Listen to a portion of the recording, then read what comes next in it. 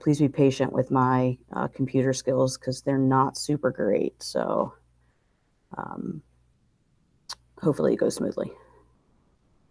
I'm trying to get to the second slide. All right. Okay, there we go.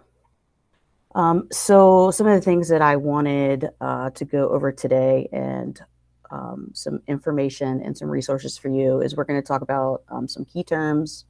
We're going to talk about why these skills are important. I'm going to share with you some outlines of specific skills, which include scope and sequences. There's a lot of information out there, but I'm going to share a couple different ones. You guys, hopefully at the end, will have some time to look through that and see what you like and what you might potentially want to use. I was a special educator, and so right now I do evaluations in the district. So I put a little bit of information in here about how this relates specifically to special education and evaluations. And then at the end, I also have some more resources that'll help you guys hopefully be able to provide some screening, some direct instruction and some progress monitoring, and potentially some programs out there that offer this kind of information. So if anybody has any questions at any point, please feel free to just interrupt or raise a hand or something like that. Okay.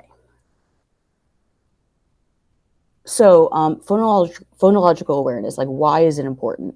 The research says that, this is the single best indicator of students' ability to learn to read early on.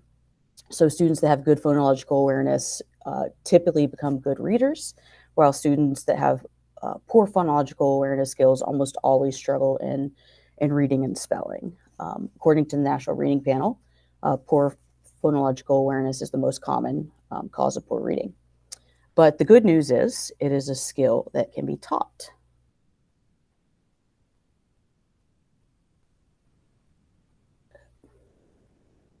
Okay. So some of the students develop these skills naturally, but the rest of the students don't. They need direct instruction. So these skills should be taught in kindergarten through the end of second grade. There's definitely some early pre-reading things that you can do in pre-K, but when we're talking about whole group instruction in the classroom, it's mostly happening general ed in the K-2 classroom. Some students are able to pick up on this and transfer it easily. Some students need more direct instruction in these areas. So there's actually two different terms that sometimes get used interchangeably, but they're not really. There's the phonological awareness, which is really kind of the overarching area, and the phonemic awareness is one very specific skill in that umbrella of phonological awareness. So I have I'm going to jump ahead a little bit because I have a little bit of an outline here, phonological awareness. So there's rhyming, there's sentence segmentation, there's syllable segmentation and blending, the onset rhyme, blending and segmentation. And then that final skill, which is what we think of a phonemic awareness, is the blending and segmenting the individual phonemes. So I'll go back here. So a phoneme is the smallest unit of sound in a spoken word, and a grapheme is the smallest meaningful written unit. Sorry, I lost my place here.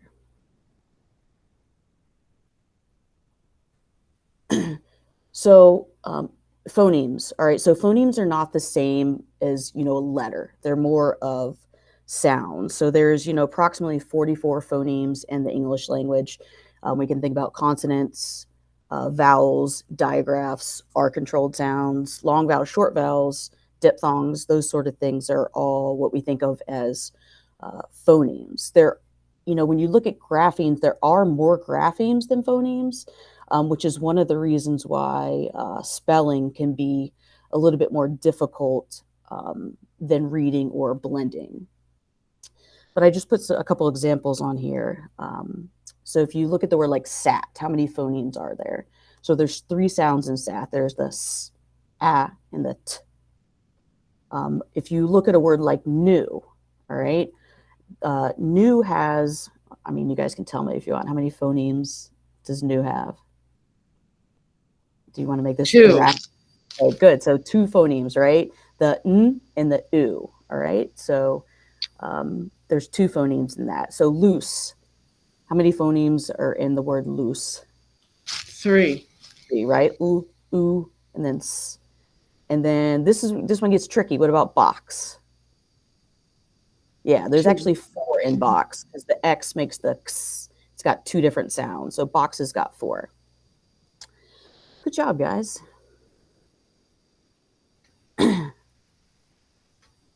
All right, so why are these skills important? So in English, we use a sound-based representational system. These skills allow students to sound out printed words, how to attack words. A lot of times we come across kids that rely on memorizing and having to memorize words versus being able to decode them and attack them. The inverse process takes place for spelling, where the students must retrieve the word first and then use their letter sound skills to break down the word into sounds before representing them within the corresponding letters. So there's actually a lot more that goes on within the brain when you're talking about writing versus just reading.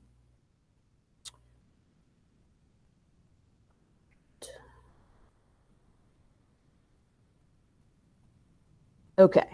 So I'm going to go back to this slide about how the phonological awareness skills are assessed. And these are 5 of the main areas when we're looking at assessing skills. And I linked a little sequence here that breaks these down even further that hopefully you guys can click on and see. I'll pull it up in a second. Well, I'll tell you what, let me see if it works if I pull it up.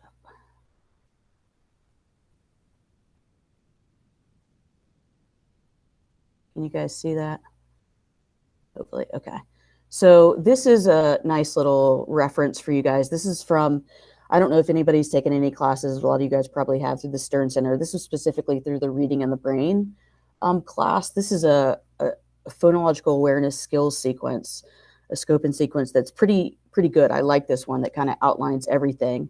But this is a resource for you guys that I included in here.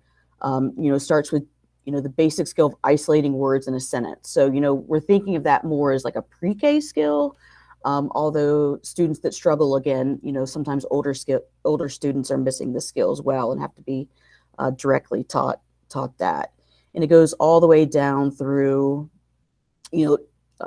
addition, substitution, transposition, things that are really much more difficult skills.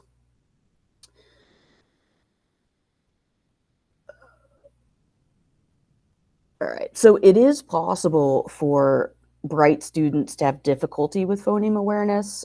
We don't see it quite as often, but there are times that this is masked early, just due to bright students having compensation strategies, and that's where we kind of at points see that, like, it's like the 3rd grade lapse, right? Where the students get to 3rd grade and all of a sudden they're not making as much progress as you want them to. And it's kind of like, whoa, what's going on?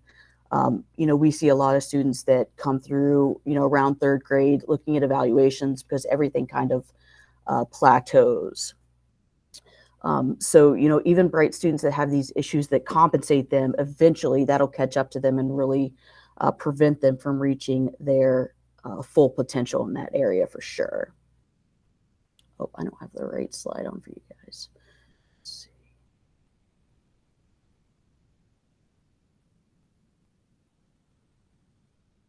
All right. So within special education, I thought I would share a little bit about how phonological processing is assessed when it comes to special education evaluations. Phonological processing really falls into that basic skill area of basic reading skills. So when kids are going through evaluations, you're looking at different things like my part of the testing, the achievement part, is the academic. So we're looking at, reading comprehension, reading fluency, basic reading skills, which are those basic letter word identification and word attack skills. You're looking at math calculation, math reasoning, but the phonological processing falls within that basic reading skills category. And we generally use two different assessments to measure these areas. We use the CTOP, which is a good assessment for students age, it goes from 7 to 24. We just recently started using the PAT2, and this is a really good assessment for younger students. It has a lot of the same skills as the CTOP, but it also has some lower level skills as far as letter sound names and decoding. It breaks decoding down even into two sound words to test early kids' knowledge of the system there.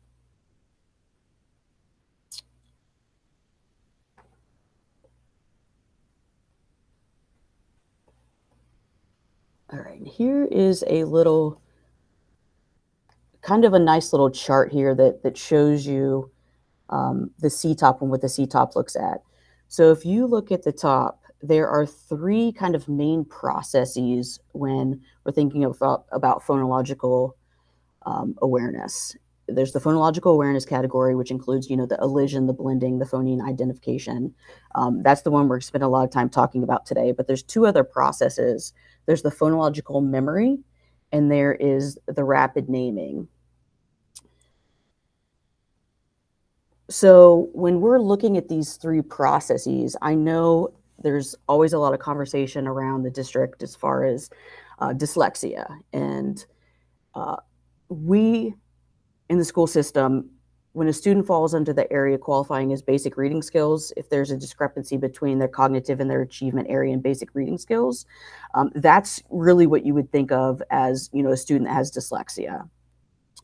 So these three processes are the ones that it looks at. So if you're looking at least, one deficit in one of those three processes, more than likely a student is experiencing, some degree of dyslexia. Dyslexia is not uncommon. 80% of students out there that have reading disabilities can be considered dyslexic. So it's that weak area of the phonological that really defines that.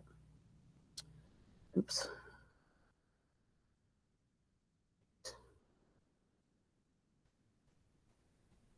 Okay, so when you're looking at the phonological awareness section of this, it's really measuring if students can understand that words are made up of separate individual sounds and how to manipulate those sounds. Again, this, oh, I keep switching the wrong one. This is, of course, like I've said, the biggest indicator of reading and if students will have reading difficulties in the future. So the phonological awareness is measured through a series of tasks that require students to, it starts with removing part of a compound word, and then it goes to removing letters. That's what you consider like the elision. So you might say, okay, say the word cowboy. Now say the word cowboy without the boy. And you're wanting students to be able to say just boy. And then it evolves to, say the word stay. Now say the word stay without the t sound. And that's a much more difficult skill, is eliminating sounds in the middle of a word, but that's kind of the progress that it goes through. It goes down through, the phonological awareness goes to listen to words that have been broken into parts and identify the words, so like blending words. And the phoneme isolation is being able to isolate the beginning, middle, and ending sounds in words. The phonological memory subtest looks at a couple different things. It is more of a short-term memory skill. So two things that they have to do within the phonological memory is they have to do a non-word repetition. So they have to repeat unfamiliar words. And they also, the second thing is there's a memory for digits. So they have to repeat numbers in a sequence. And that's what that's looking at there. The rapid naming is it's the ability to quickly identify numbers or letters. Now, for some of the little kids, it'll give them like colors they have to go through instead of letters because they don't always know their letters quite yet. The rapid naming within the letters is a much more accurate than colors. Like when you look at a student might struggle with colors earlier on and be able to connect it to letters.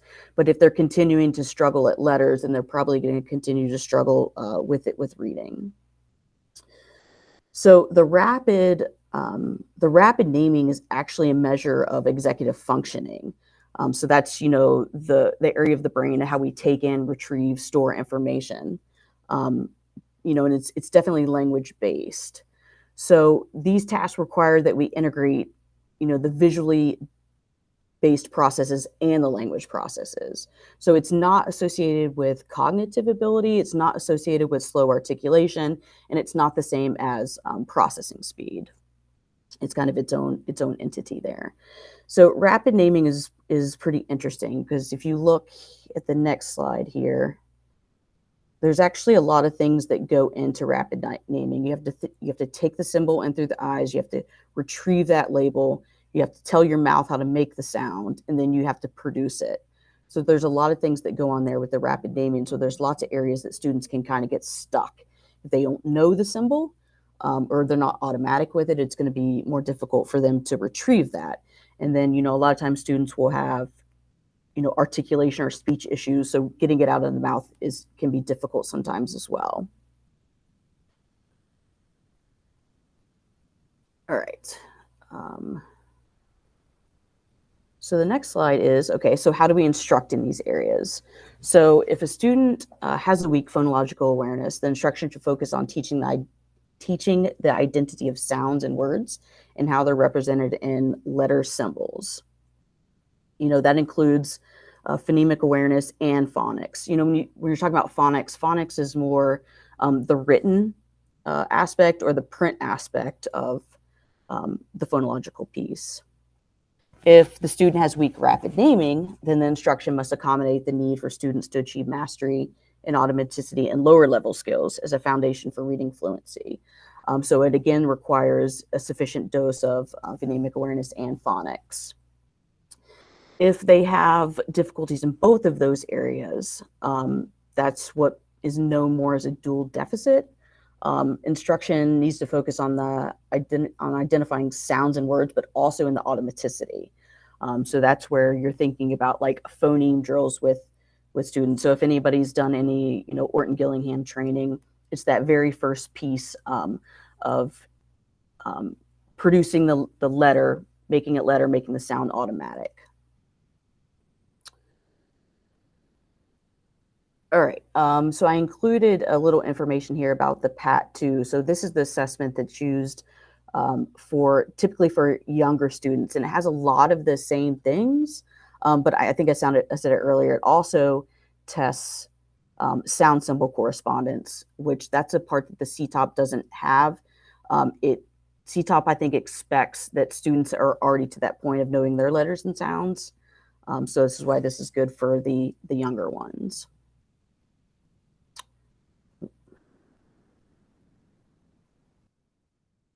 Slides are keeping up. Sorry about that. All right, so this is some of the good stuff that hopefully will help you guys. But I linked some different things here that can kind of help with screening and progress monitoring. So this is definitely not all encompassing. These are some things that I've used that I think are effective. In the beginning here, at the top one, I've included a lesson plan template for progress monitoring. So that's something that's just nice that if you're seeing students in small groups, intervention or special education, that's a nice little form that, I'll pull it up here. It's just a nice little form that kind of helps you focus on what you're teaching in the direction that you're going. It allows you to look at students' responses, and writing down those responses. Sometimes it's easier to go back and say, oh, maybe this is what this means. It's the direction that I need to go. So can you guys see that? No, you can't. Okay. Oh, I just lost my whole screen of presentation.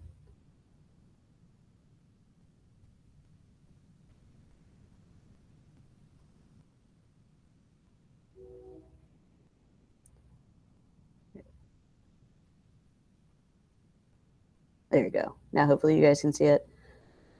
So this is just a nice little template there that you can use to kind of organize your data and help you with progress monitoring. So that's available for you guys to print and look at as well. All right.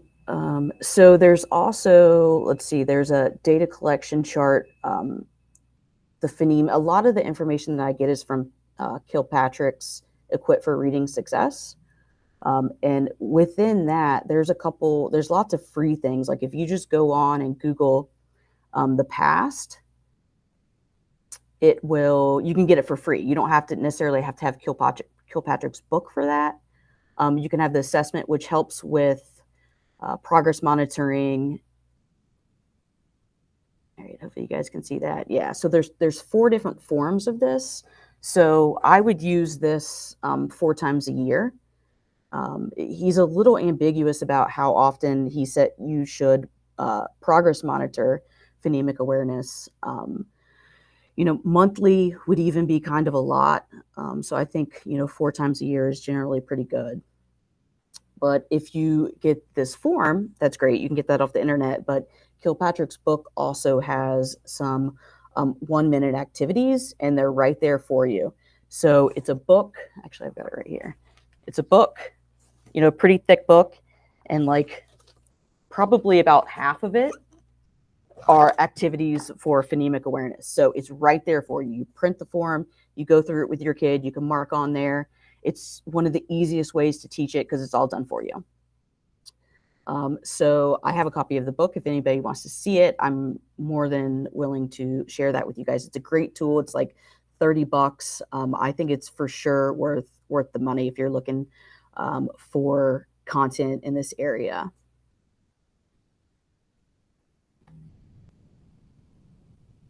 All right. So there's some other screeners that I've included in here. There's screeners from Literary Resources, that's actually part of Haggerty, which we'll talk about some too. There's a Literary Resources screener specific for pre-K. The PAST assessment is also, it's similar to the PAST assessment is similar to the PAST, but it's lower level. It doesn't include a lot of the phoneme skills. It has more like syllable skills to it, but that's there for you guys to look at. Haggerty has got all sorts of stuff. If you go on their website, they have all sorts of screeners for free. They've got 3 pre-K screeners, 3 first grade screeners, 3 kindergarten screeners, and then they've got second and above, which is the one that I'm sharing here. And this is, again, available for you guys to print out, or you can just go to the website and look at it. But it's got everything for you right there to help you kind of monitor and screen and see where kids are functioning.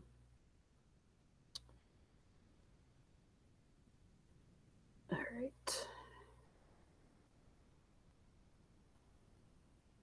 right. Usually people use the PAST for mid-first grade and up. A lot of people like the Haggerty for K to 1. It can be really time consuming to give, but it gives you a lot of good information.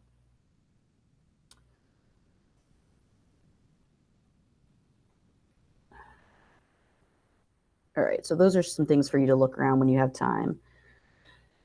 Oh, there's a copy of Equipped for Reading Success. So moving into, there are different programs that address the phonological awareness.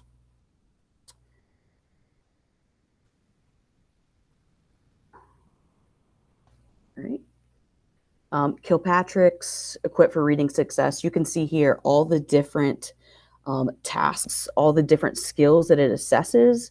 It starts with syllable level processing with 2-syllable words, and moves all the way through the advanced phoneme level processing, like phoneme reversals and things that are like really tricky to do. And each one of those sub areas, they give you like 20 to 25 different 1-minute activities to do with kids.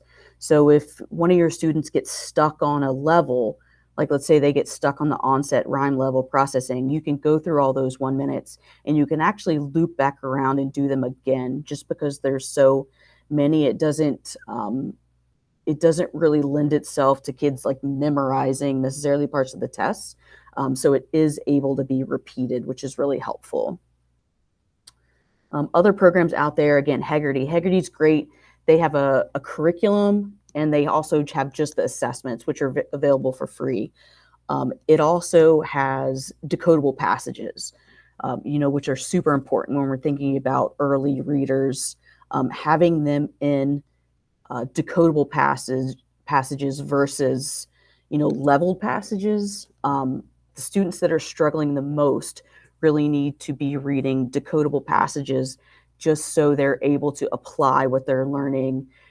You're trying to break the habit of them guessing words, and teaching things to, mastery.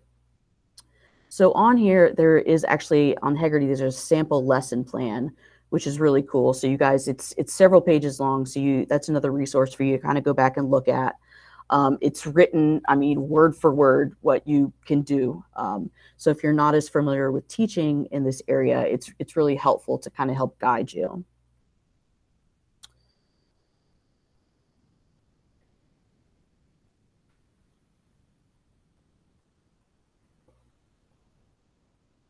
All right, so there's also programs. There's a phonological awareness kit primary, Robertson and Salter, that's got the skills here that are listed from the rhyming to the grapheme level.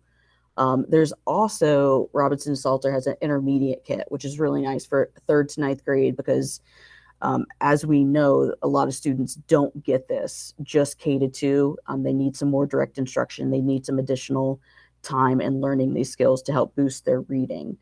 So it's nice that has that intermittent or that intermediate kit as well.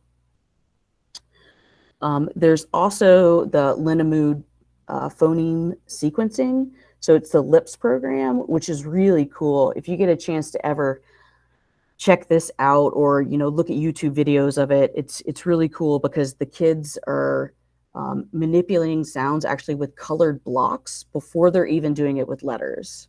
So it's not compounding. The student doesn't have that letter sound association yet, so they can still work on those phonemic awareness skills minus that extra step of having to think of the letters.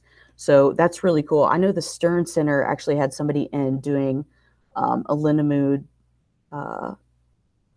training. So I didn't attend it, but it is something it's really cool. It's worth looking into. I think a lot of the SLPs are probably familiar with this, and they could speak to that as well. All right. So are there any questions at this point?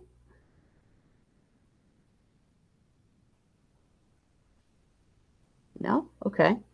So I've kind of given you my spiel, and if there's no questions, I was thinking that maybe people we don't have time to go back and look through some of this information. There are tons of links on there. There's probably 10 or 12 links. So if you guys want to check that out, like it's worth your time, I think.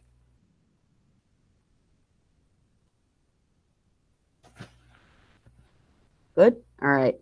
Well, I guess, Linz, we'll go ahead and wrap up, huh? All right, sounds great. And I know that Proctor Elementary School has the Heggerty program that they're working with. So if anyone has any questions with that, I see Wade Davis shaking his head. I know Josh Bunker will kill me for saying it, but he has it. And Rachel Grenier also has some experience with that. So if you have any questions, feel free to ask them or Lori or myself. So thank you very much. Thank you. Thank you.